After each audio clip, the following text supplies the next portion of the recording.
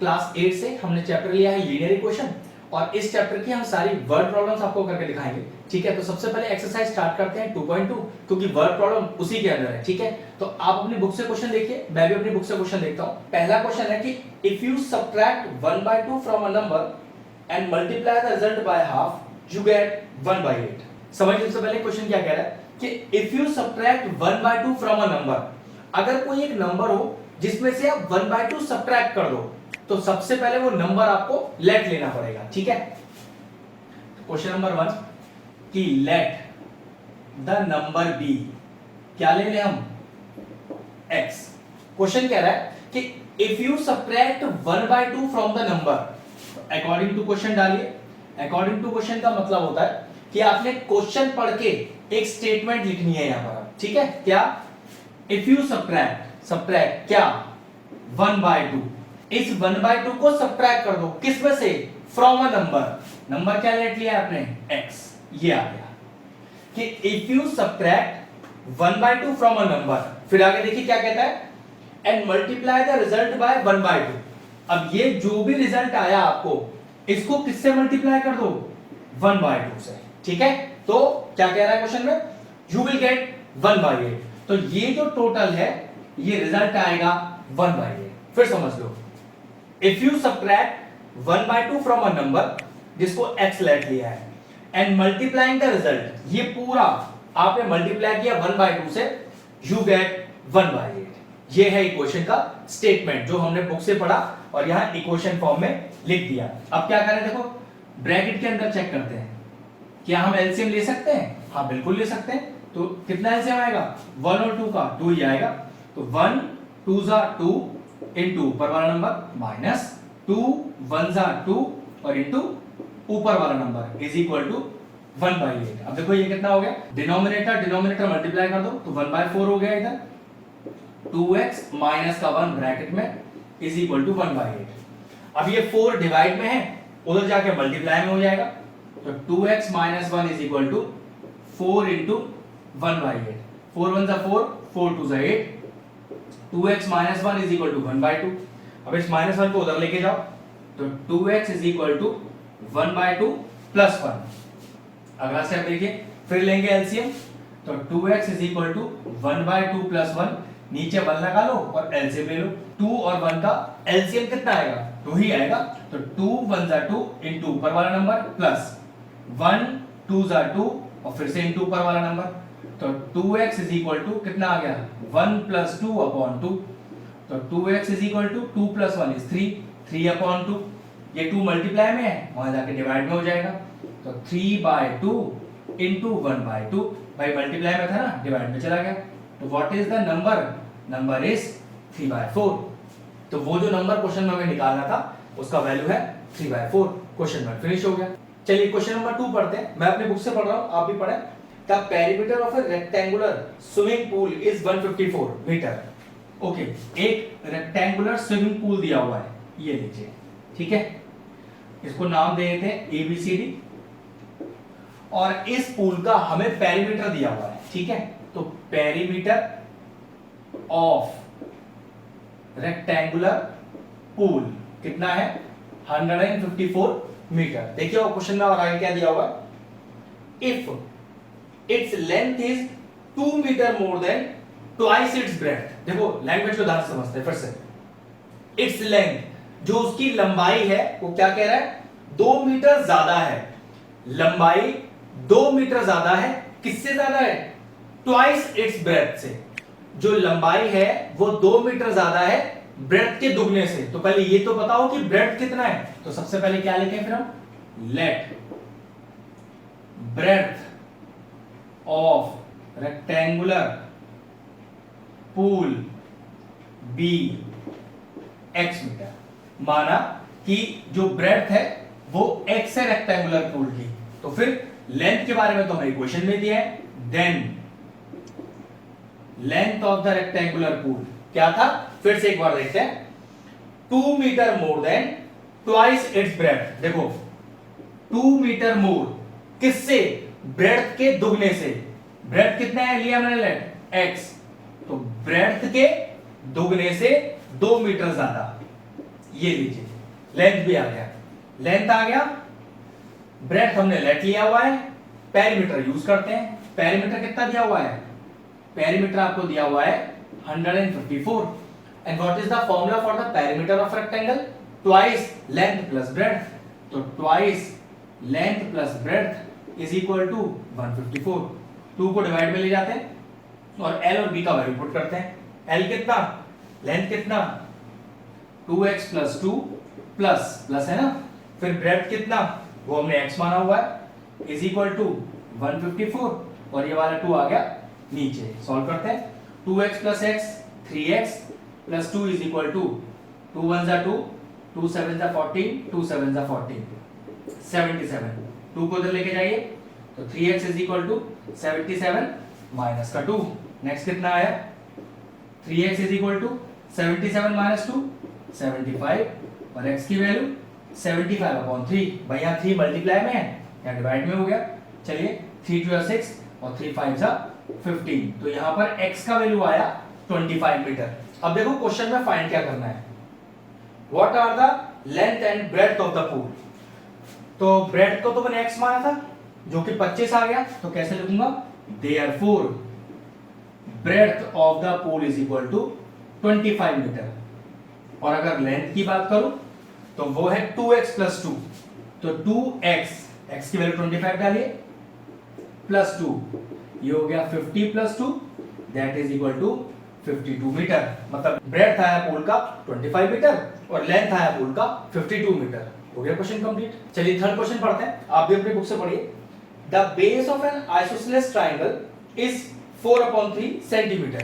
तो मैं पहले बता देता हूं कि आइसोसेलेस ट्रायंगल क्या होता है। आइसोसेलेस ट्रायंगल वो होता है जिसकी कोई भी दो साइड बराबर होती है। तो चलिए मैं ट्रायंगल का फिगर बना लेता हूं, फिर उस हिसाब से सारे डायमेंशंस को रखेंगे।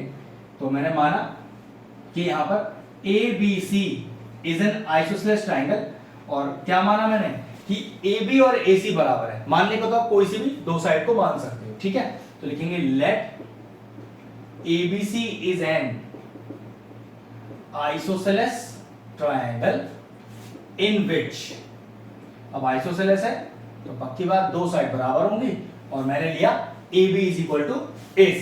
अब देखो क्वेश्चन फिर से पढ़ते हैं।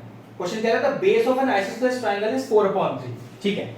इस बेस को 4/3 मीटर बोल रहा है, ठीक है। मैंने भी लिख दिया बेस को 4/3 मीटर।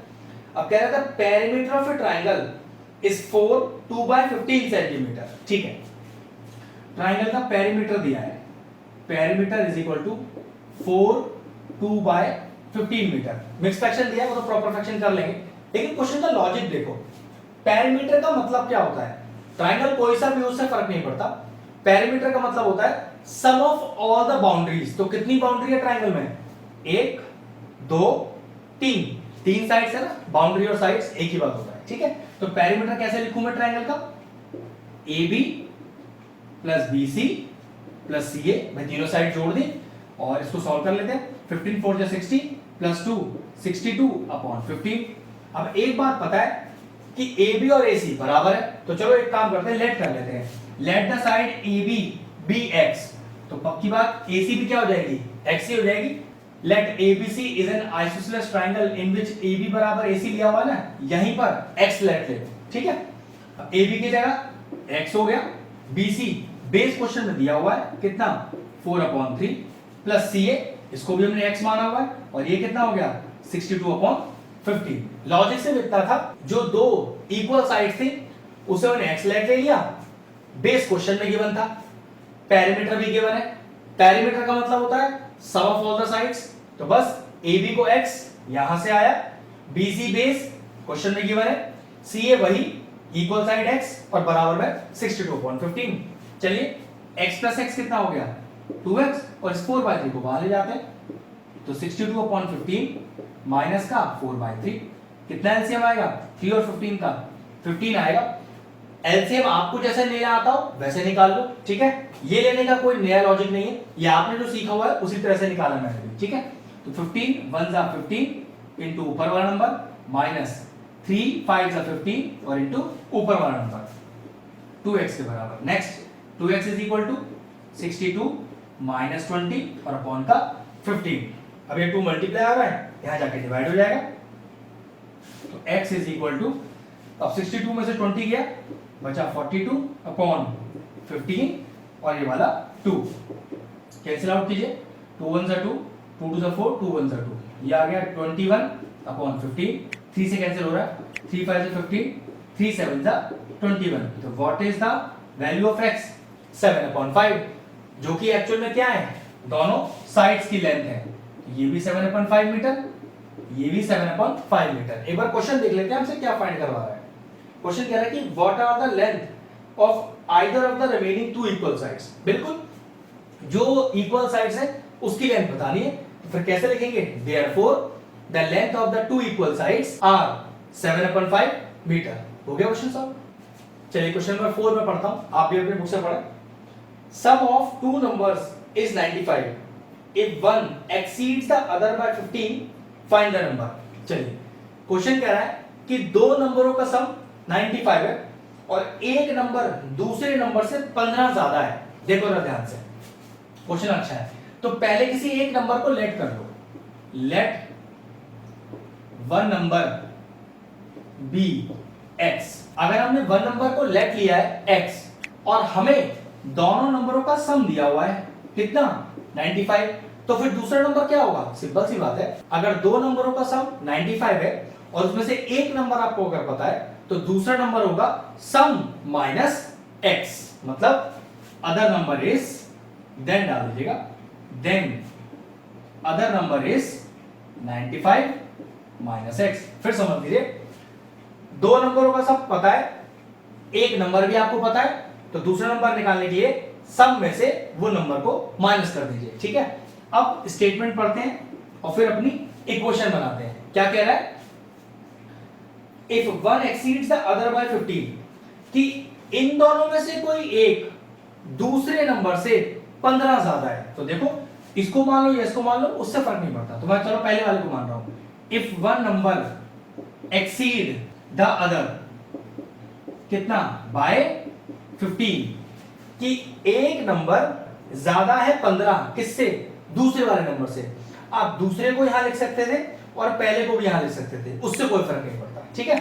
अब x एक तरफ लाइए, ये माइनस का x है, इधर जाके प्लस का हो जाएगा, तो x plus x is equal to 90 plus 15, तो ये हो गया 10 और ये हो गया 11, तो 2x इज इक्वल टू 110 और x is equal to 110 divided by 2, cancel out कीजिए, 2 5 से 10, 2 5 से 10, तो देयरफॉर जो एक नंबर हमने पहला लेट लिया था वो आ गया 55। अब देख लेते हैं क्वेश्चन में आपसे मांगा क्या है, कह रहा है फाइंड द नंबर्स, दोनों ही नंबर आपको निकालने हैं, तो देयरफॉर डालकर, देयरफॉर वन नंबर जिसको आपने x माना था वो कितना आ गया 55, और अदर नंबर, अब अदर नंबर क्या है 95 माइनस x, तो 95 माइनस 55 कितना आ गया, ये आ गया 0 और ये आ गया 4, therefore the other number is 40 and the one number is, or the first number is 55। हो गया क्वेश्चन कंप्लीट। चलिए क्वेश्चन नंबर 5 पढ़ते हैं, मैं अपनी बुक से पढ़ रहा हूं। Two numbers are in the ratio 5:3। अब दो नंबर्स का रेशियो दिया हुआ है, तो सबसे पहले उस नंबर को लेट लेते हैं, कैसे, let number B denoted by x। हमेशा ध्यान रखना, जब भी दो चीजों का रेशियो दिया हो तो जिन चीजों का रेशियो दिया होता है पहले उन्हें लेट लेना पड़ता है। अगर यह नंबर की जगह एज का रेशियो होता तो let the age be denoted by x, या किसी और दो चीज का रेशियो होता तो उस पर्टिकुलर चीज को पहले x लेट लीजिए, क्योंकि यहां दो नंबर का रेशियो दिया हुआ है, तो let the number be x। Then first number क्या हो गया, देखो 5x हो गया, और सेकंड नंबर क्या हो गया 3x हो गया। 5:3 दिया है ना रेशियो, तो 5x और 3x। अब क्वेश्चन पढ़ते हैं आगे। इफ दे डिफर बाय 18, अगर दोनों नंबरों के बीच का अंतर 18 है, तो डिफर तभी हो सकता है जब बड़े में से छोटा घटाया जाए। तो पक्की बात है, बड़ा 5x है, छोटा 3x है, तो क्या लिखेंगे, अकॉर्डिंग टू क्वेश्चन बड़े में से अगर छोटा माइनस करें, डिफर बोल रहा है ना, तो रिजल्ट कितना आएगा 18 आएगा। तो 5x minus 3x is 2x is equal to 18, 2 चला गया डिवाइड में, तो 18/2, और x का वैल्यू कितना आ गया, x का वैल्यू आ गया 9। अब हमसे क्या मांग रहा है, फाइंड द नंबर्स, दोनों नंबर निकाल लें, बस ये तो बहुत आसान था। तो फर्स्ट नंबर कितना है 5x और x का वैल्यू अभी निकाला 9, तो फर्स्ट नंबर आ गया 45। सेकंड नंबर ये कितना है 3x और x का वैल्यू निकाला हमने 9, फिर डालिए 9 3 27, तो therefore the two numbers are 45 and 27। आसान सा क्वेश्चन था। हम नेक्स्ट क्वेश्चन करते हैं। चलिए नेक्स्ट क्वेश्चन नंबर 6 पढ़ते हैं। क्वेश्चन 6 कह रहा है कि three consecutive integers add up to 51। अब ये consecutive numbers क्या होते हैं? consecutive numbers होते हैं जो एक के बाद एक आते हैं। तीन तरह के consecutive होते हैं, मैं आपको तीनों बताता हूं। सबसे पहले जो हमें क्वेश्चन में गिवन है, सिंपल वाले consecutive, मतलब consecutive नंबर, ठीक है। फिर दूसरे कौन से होते हैं? वो होते हैं इवन consecutive, ठीक है, और एक होते हैं ऑड consecutive। पूरा कंसेप्ट बता देता हूं, ठीक है। तो consecutive number simple x, x plus 1, x plus 2, x plus 3, x plus 4, x plus 5, x plus 6 and so on, आपको जितने सारे चाहिए। अगर बात करता इवन consecutive की, तो वो स्टार्ट कहां से होते हैं? 2x, 2x plus 2, 2x plus 4, 2x plus 6, 2x plus 8, 2x plus 10 और डॉट डॉट डॉट डॉट, ये हो गए इवन consecutive। ऑड consecutive कहां से स्टार्ट होते हैं? 2x minus 1, 2x minus 3, 2x minus 5, 2x minus 7, 2x minus 9, 2x minus 11 और dot dot dot dot, ठीक है। तो ये हुए consecutive जो हमें क्वेश्चन में मांगा है, ये इवन consecutive और ये ऑड consecutive। क्योंकि हमें क्वेश्चन में सिंपल consecutive ही मांगा हुआ है, तो हम इन्हीं नंबर को लेंगे, इन्हें मैं रब कर देता हूं। तो देखिए मुझसे क्वेश्चन क्या कह रहा है। क्वेश्चन कह रहा है three consecutive integers add up to 51। तीन consecutive integers जोड़ो तो उनका ऐड होता है 51। तो कैसे लिखूंगा? Let three consecutive integers are. कौन से लिखने हैं भाई? लिख लो, तीन लिखने हैं बस, x, x plus 1 और x plus 2, बस तीन लेने को बोला। अकॉर्डिंग टू क्वेश्चन हमें इनका सम कितना दिया हुआ है, फिर से देख लेते हैं एक बार question. Add up to 51, okay, तीनों का सम दिया हुआ है हमें 51, तो तीनों जोड़ दीजिए और किसके बराबर रख दीजिए? 51 के जोड़िए। x plus x plus x 3x और 1 plus 2 3, 51, 3 को ले जाइए, तो 3x is equal to 51 minus 3, कितना आ गया? 48 आ गया, और x का वैल्यू कितना आ गया? 48 upon 3, 3 1 जा 3 और 3 6 जा 18, तो x का वैल्यू आया 16। हमें फाइंड करना है क्वेश्चन में वही तीनों इंटीजर जो हमने लेट लिए, तो बहुत आसान है। पहला क्या लिया है हमने? x लेट लिया है, तो x तो हमारी वैल्यू ही है 16। दूसरा क्या है? x plus 1, तो 16 plus 1, तो दूसरा इंटीजर आ गया 17। तीसरा क्या है? x plus 2, तो 16 plus 2 और तीसरा आ गया 18। तो लास्ट में फाइनल आंसर कैसे लिखेंगे? Therefore the three consecutive integers are 16, 17 and 18। हो गया क्वेश्चन फिनिश। चलिए नेक्स्ट क्वेश्चन नंबर 7 पढ़ते हैं, मैं अपनी बुक से पढ़ रहा हूं। The sum of three consecutive multiples of 8 is 888। मतलब consecutive तो लेने हैं लेकिन 8 की मल्टीपल्स लेने हैं, तो कैसे लेते हैं consecutive multiples of 8? तो देखो, let 3 consecutive multiples of 8 are, देख लीजिए कैसे लेना है। 8x, 8x plus 8, 8x plus 16, मतलब 8x लिखकर 8 जोड़ते चले जाओ जितने, क्योंकि आपको यहां पर सिर्फ तीन ही नंबर लेने थे, तो 8x, 8x plus 8 और 8x plus 16। और क्वेश्चन क्या कह रहा है? The sum of these three consecutive multiples of 8 is 888, और तीनों का सम दिया है हमें 888। तो अकॉर्डिंग टू क्वेश्चन तीनों को जोड़ दीजिए और किसके बराबर रख दीजिए? 888 के। इनका सम दिया हुआ है 8, 8 और 8, तो 8, 16 और 24, तो 24x, और ये हो गया आपके पास 24 जो उधर जाके माइनस हो जाएगा, इज इक्वल टू 888 माइनस का 24, कितना आ गया? 24x is equal to, minus कीजिए, 8 में से 4 गया 4, 8 में से 2 गया 6 और 8, अभी 24 क्या होगा, नीचे जाके डिवाइड हो जाएगा, तो 864 डिवाइडेड बाय 24, 4 से उड़ाते हैं, 4 6 24, 4 2 8, 4 1 4, 4 6 24, और 6 से पूरा जाएगा तो 6 3 18 और 6 6 36। तो what is the value of x here, 36।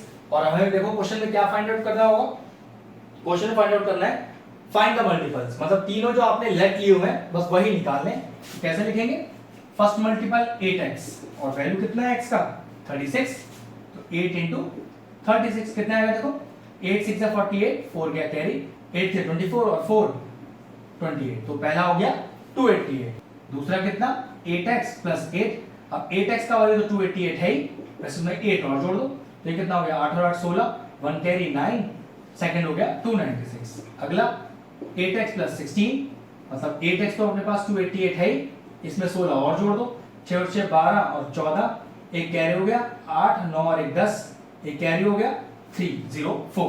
तो ये लीजिए तीनों मल्टीपल्स 8 के क्या आ गए, 288, 296 है 304। फिनिश हो गया क्वेश्चन। चलिए क्वेश्चन नंबर 8 पढ़ते हैं, मैं अपनी बुक से पढ़ रहा हूं। 3 consecutive integers are such that when they taken in increasing order and multiplied by 2, 3 and 4 respectively, they add up to 74. Find these numbers. ठीक है, तो सबसे पहले कह रहा है कि 3 consecutive integers लीजिए। तो ठीक है, हमने क्या पढ़ा था अभी कि let 3 consecutive integers are, कौन से थे, x, x plus 1 और x plus 2। ठीक है, यही 3 इंटीजर्स बताए थे।